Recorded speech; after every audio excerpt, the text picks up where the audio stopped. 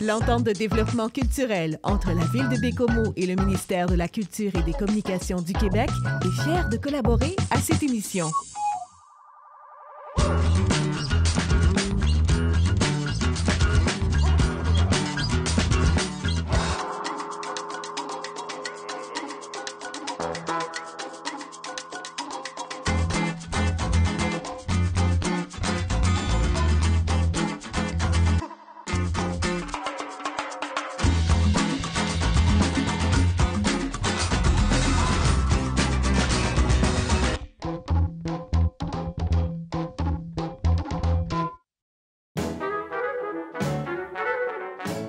Aujourd'hui, la Manicouagan se remémore des histoires pas perdues à propos des relations hommes-femmes. Ça va être crunchy ou pas. Bienvenue à l'émission.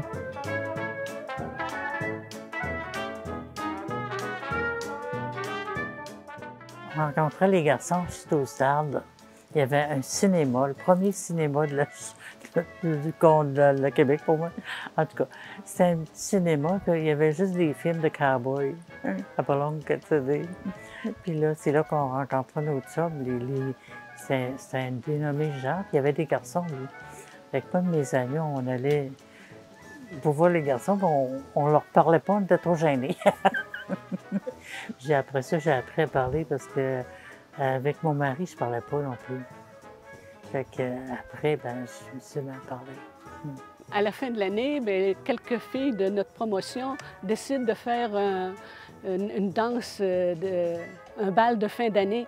Puis Monseigneur, qui était rendu à Hauterive à ce moment-là, n'aimait pas beaucoup ces fréquentations. Alors, les bonnes sœurs ont dit, on n'en parlera pas trop fort parce qu'on n'est pas sûr que Monseigneur va accepter. Mais finalement, elles, les bonnes sœurs, ont accepté qu'on fasse une danse. Mais nous autres, les filles de campagne, on n'avait pas d'amoureux ici en ville. Alors, ils ont dit, on va vous trouver des garçons pour vous accompagner. Alors, ce qui est arrivé, c'est que moi, mon chum d'aujourd'hui, accompagnait une de mes consoeurs. Alors, je l'ai connue à 15 ans. Mais la vie a fait que je suis retournée à l'extérieur, donc je l'ai retrouvée 10 ans plus tard, à l'Auberge du Roc. Puis c'était le danseur favori de toutes les enseignantes à Baie-Comeau. Je ne sais pas pourquoi. C'est avec moi qu'il a fini sa vie. Le seul problème que moi j'ai toujours dit, c'est qu'il y a des gens qui me demandent souvent, Walter, y avait-tu les problèmes anglais, français à Baie-Comeau? Moi, je peux te dire, vraiment, moi, je ne l'ai jamais vu de ma vie. Vraiment. Je n'ai jamais eu des problèmes sur le côté-là. Sur le côté religieux, oui, je l'ai vu. Parce que rappelle-toi qu'il y avait plus de filles françaises catholiques qu'il y avait d'anglais protestants, ça c'est sûr. Puis tant on voulait sortir avec une fille française qui voulait sortir avec nous, là les parents s'embarquaient dans le paquet, ils disaient tout le temps, c'est un protestant, puis là, après, ils disaient, c'est pas un protestant, c'est un gars qui va aller en enfer, puis faites attention, vous allez aller en enfer. Comme ça faisait vraiment pas des belles relations, tu sais.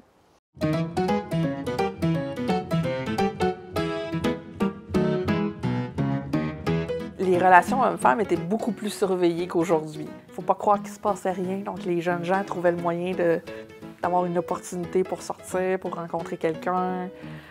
Une dame me parlait que quand elle était jeune, pour convaincre sa mère et son père de sortir, il fallait qu'elle amène une amie. Donc, c'était comme une double date. Mais ses frères n'avaient pas les mêmes restrictions, cependant. Puis ça la fâchait pas mal. Il y avait beaucoup d'endroits pour sortir en ville. Plusieurs se souviendront qu'on pouvait aller voir les parties de hockey au centre récréatif. Aussi, il y avait un salon, donc c'était comme la salle d'études qui était attenante à la bibliothèque. Il y avait le cinéma arcade où il y avait des films bilingues, et là, dans la noirceur, on pouvait tenir la main de sa blonde. À la piscine Champlain, il y avait beaucoup d'enfants, encore là, c'était un lieu public. C'était la bonne façon, c'est de trouver un lieu public qu'on pouvait se rencontrer sans trop avoir planifié la chose.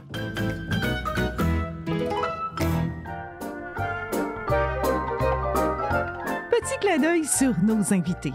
Voici ce qu'avait à dire Madame Ninon Labrie lorsqu'on lui a demandé de se présenter. Je suis Ninon Labrie.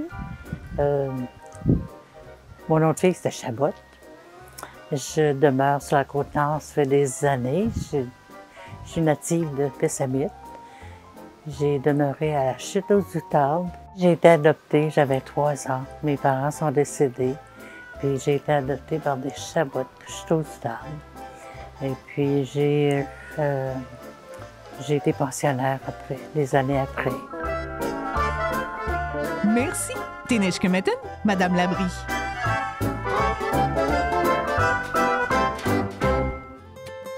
Ben, je sortais avec une fille, un des filles que j'avais sorti avec, puis on montait la côte vers l'église Sainte-Marie, puis on a rencontré une prêtre. Puis le prêtre a dit tout de suite à la fille, il dit « Lâche sa main que tu vas aller directement à l'enfer avec le gars-là. » Puis elle ne savait pas quoi faire, mais elle a écouté, puis elle a lâché ma main. Ben, j'ai dit « Oui, ben, lâche l'autre. » Puis là, il dit qu'il n'était pas affaire de sortir avec un protestant, puis le protestant n'avait pas affaire de sortir avec toi. Puis moi, j'ai dit, t'es chanceux que t'es habillé comme un prêtre, parce que sans ça, tu en mangerais une maudite. Puis là, c'était fini, ma romance avec ma blonde, là, c'était fini pas mal vite. Et les jeunes filles en campagne, entre autres, probablement ailleurs aussi, les fréquentations, c'était en présence des parents avec, ou bien avec un chaperon, comme ils disaient autrefois. Puis si malencontreusement, une d'elles, à un moment donné, avait une aventure, parce que c'est pas comme aujourd'hui, là, tu couchais pas avant le mariage, là, à cette époque-là. Alors, il y en a certaines qui devenaient enceintes, et puis c'était le déshonneur de la famille. À ce moment-là, je ne sais pas qui est-ce qui leur donnait le renseignement, mais la jeune fille disparaissait à un moment donné de la paroisse. On ne la voyait pas pendant 1 an. Ils l'envoyaient à l'hôpital, si je ne me trompe pas, c'était de la Miséricorde à Québec, là, pour qu'elles accouchent dans ces endroits-là. Puis le bébé était donné en adoption. C'était très triste. J'ai connu des personnes qui ont été marquées par ces événements-là, qui ont cherché leurs enfants des 50 ans plus tard. C'était très triste, là. Nous autres, dans notre temps, les relations amoureuses, c'était... bon, on avait des kicks, ça, c'est sûr, là. Mais quand on en avait un qu'on trouvait encore plus de notre goût puis qu'on sortait avec, bien, nous autres, on pensait que c'est pour la vie, là. T'sais, on ne se posait pas de questions, mais si ça ne marche pas, je vais le mettre de côté puis je vais m'en choisir un autre. Il y avait une seule épicerie à Bécomo. Puis on venait 1 fois par semaine, durant le temps de l'été, pas l'hiver, je sais pas. Mais l'été, j'allais avec eux autres. Puis là, il y avait un jeune homme qui mettait nos sacs dans l'auto. Puis c'était mon futur mari. Puis lui, moi, je ne le savais pas, je le regardais même pas. Mais lui, il dit qu'il m'avait remarqué. Puis il avait dit, cette petite noire-là, je vais l'avoir un jour. Puis il savait que j'avais été adoptée par des Chabots. Il savait toute mon histoire après que je l'ai rencontré. Moi, j'ai rencontré Marcel à l'université.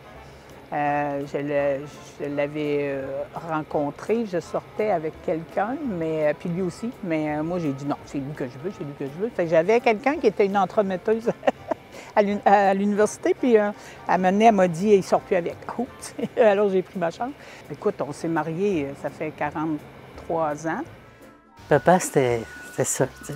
Quand je me suis mariée, il a dit à mon futur mari, il a mis sa main sur son épaule, il a dit là, il dit, si tu veux avoir le contrôle, mets-les à ta main tout de suite. Mon mari est parti à rire, il n'a jamais fait ça. Mais c'était ça dans l'ancien temps, là, tu sais, c'était... J'ai un grand amour, c'est celui avec qui je vis présentement, là. Puis nous autres, c'est ça, lui est allé travailler à Shawinigan après l'université. Puis moi, je me suis emmenée ici pour m'occuper du magasin. Puis, à tous les jours, j'écrivais une lettre. Tous les jours, je voulais que quand il arrivait chez lui, à l'appartement, ben là, il y avait une lettre à lire de moi. Puis, disons que lui, c'était moins fréquent, là, mais peut-être 1 fois par semaine, 2 semaines, mais moi, c'était comme ça. Puis, mais tu sais, on se posait pas de questions dans le temps. C'était lui qu'on choisissait, puis moi, dans ma tête, c'était avec lui que j'allais rester. Je dis pas peut-être que ça aurait changé, là, s'il y avait eu des frictions ou des choses comme ça. Mais non, j'ai un mari qui est très compréhensif et très bon, alors je reste avec.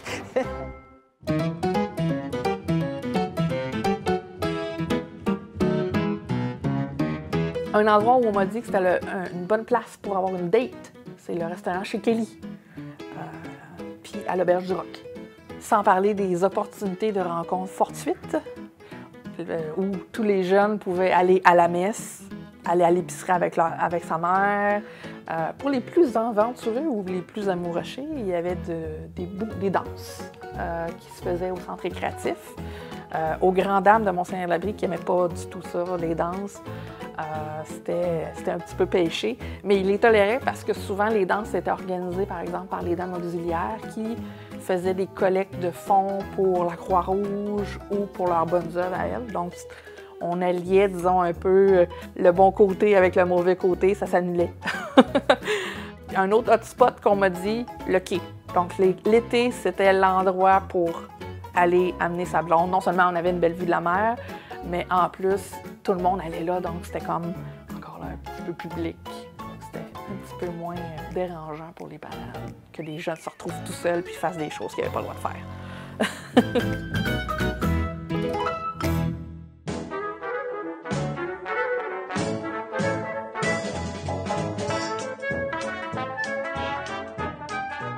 Il y avait une madame en charge, une madame, je n'ai pas peur de dire son nom, madame McDonald.